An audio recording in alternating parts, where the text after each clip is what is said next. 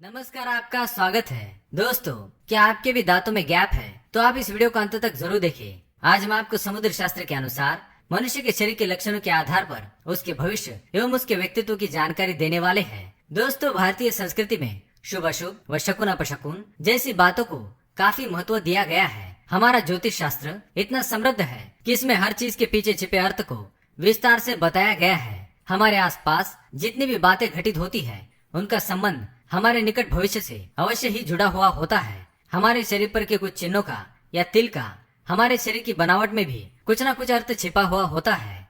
ईश्वर ने हर मनुष्य के शरीर की बनावट अलग अलग तरीके से की है। रंग रूप, स्वभाव, विचार शैली, परिस्थिति आदि सब एक दूसरे से भिन्न है।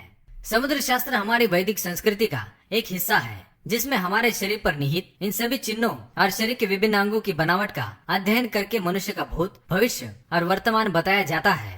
हमारे शरीर पर जितने भी निशान या अलग से कुछ बातें होती है, उससे हमें काफी कुछ पता चलता है। इनमें से कुछ निशान हमारे लिए लकी यानी कि सौभाग्य का प्रतीक होते हैं, तो कुछ अनलकी यानी दुर्भाग्य का कारण।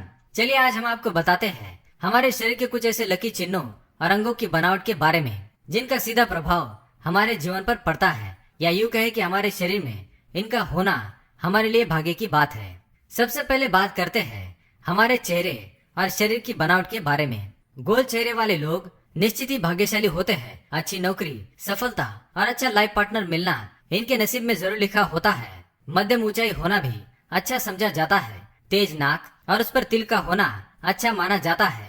जिन लोगों के कान सामान्य से बड़े होते हैं वे भी अत्यंत भाग्यशाली होते हैं। चौड़ा और लंबा माथा, उस पर पड़ने वाली लकीरें भी हमारे सौभाग्य को दर्शाती है। यूँ तो बालों का कम होना या गंजेपन को सुंदरता की दृष्टि से अच्छा नहीं माना जाता, परंतु ज्योतिष शास्त्र की दृष्टि से देखे तो गंजे लोग ज्यादा भाग्यशाली माने गए हैं। महिलाओं की मांग सीधी होना भी अच्छा माना जाता है।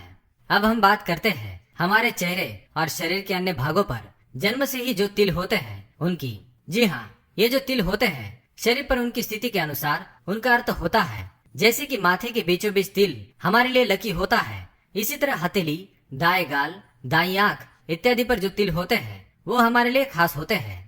मोतियों जैसे सफेद दांत किसे पसंद नहीं है, और बिना फट यानी कि बिना गैप वाले दांत तो अच्छे ही दिखते हैं, परंतु समुद्र शास्त्र के अनुसार जिस व्यक्ति के दांतों के बीच में गैप या फट होता है वे ज्यादा सौभाग्यशाली होते हैं। नौकरी में उच्च पद पर आसीन ये व्यक्ति आर्थिक दृष्टि से भी सबल होते हैं।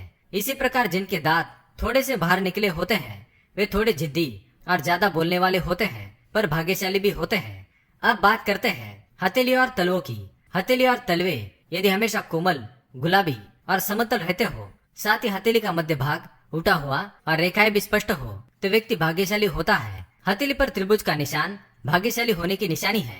लंबी व पतली उंगलियां भी भाग्य की दृष्टि से अच्छी मानी गई है। पैरों के तलों पर सूर्य, चंद्र, नक्षत्र, सिंह, कमल, शंख चक्र या ध्वज जैसी आकृति हो तो यह अत्यंत भाग्यशाली, ऐश्वर्यशाली और राजा के समान जीवन होने की निशानी है। जिन स्त्री और पुरुषों की नाभि गहरी होती है वे भी भाग्यशाली होते हैं। अब बात करते हैं हमारे आंखों की।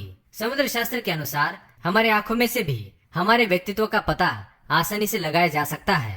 गहरी काली और बड़ी आंखों वाले लोग बुद्धिमान और धनवान होते हैं। इसी तरह घनी और आपस में जुड़ी हुई भुवें अच्छे भाग्य की निशानी है।